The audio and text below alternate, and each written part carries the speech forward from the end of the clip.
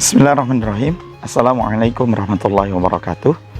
Alhamdulillahirrabbilalamin. Wassalatu wassalamu ala asrafil anbiya'i wal mursalin wa ala alihi wa sahbihi ajma'in. Amma ba'du.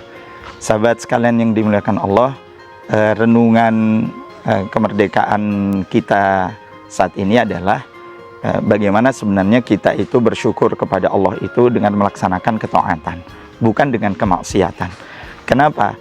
Karena kalau kemudian kita itu bersyukur dengan kemaksiatan, itu namanya bukan bersyukur, tetapi kita itu sedang kufur kepada Allah Subhanahu wa Ta'ala.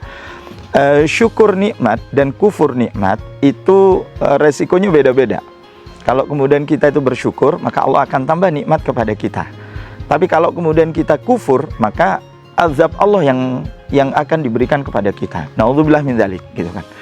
Maka kalau coba kita renungkan dalam kesempatan yang dimuliakan Allah ini, dalam momen kemerdekaan ini, kita coba berpikir ya dengan pikiran yang jernih, apakah benar wujud kesyukuran kita atas nikmat Allah itu telah menjadikan diri kita itu semakin dekat kepada Allah, atau sebaliknya semakin menjauhkan dari Allah. Contoh ya, dalam beberapa kesempatan gebyar lomba-lomba katakan untuk memperingati kemerdekaan negeri kita yang tercinta ini misalnya ya gitu. Kita itu seringkali melihat ada aktivitas yang bertentangan dengan ketetapan Allah dan Rasulnya. Benar, kita mungkin ada yang komen ini kan hanya sekedar untuk lucu-lucuan, hanya sekedar untuk hiburan gitu. Tapi ingat, apakah setiap yang kita lakukan di dunia ini itu tidak akan ditanya oleh Allah Subhanahu wa Ta'ala kelak di akhirat gitu. Jadi kalaupun toh ada yang mengatakan ini lucu-lucuan, ini hiburan, maka bagi kita yang beriman kepada Allah dan kemudian selalu bersyukur kepada Allah, sekali-sekali kita itu akan menghindar dari perbuatan yang menjadikan diri kita itu bermaksiat kepada Allah. Contoh, ketika misalnya ada perlombaan, bapak-bapak main voli, bapak-bapak main bola gitu ya, kemudian waktunya acak gitu ya, tidak memperhatikan waktu sholat misalnya. Tidak cukup di sana misalnya, bapak-bapak main voli, bapak-bapak main bola, tapi ada syarat gitu, harus pakai daster gitu ya, harus pakai pakaian khasnya wanita. Apakah kita tidak mengetahui bahwa Allah dan Rasulnya itu melarang laki-laki menyerupai perempuan dan perempuan menyerupai laki-laki gitu. Dan kita yakin betul, kalaupun toh kita mengatakan ini lucu-lucuan itu pun juga nanti akan ditanya di hadapan Allah Subhanahu wa Ta'ala.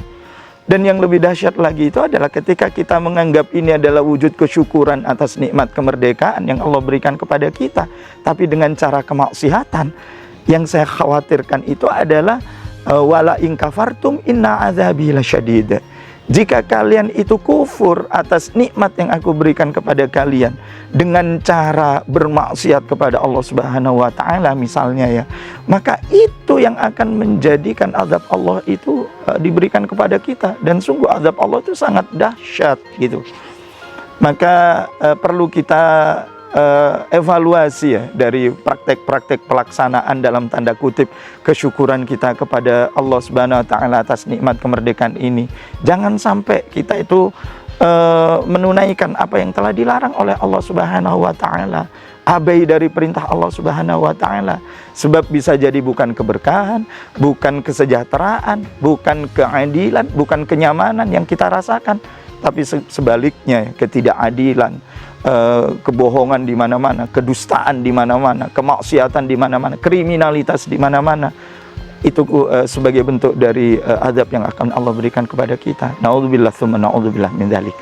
Semoga kita menjadi manusia yang cerdas di hadapan Allah Subhanahu wa Ta'ala dan selalu berpikir tentang proses penciptaan. Amin ya rabbal alamin. Mohon maaf lahir dan batin. Assalamualaikum warahmatullahi wabarakatuh.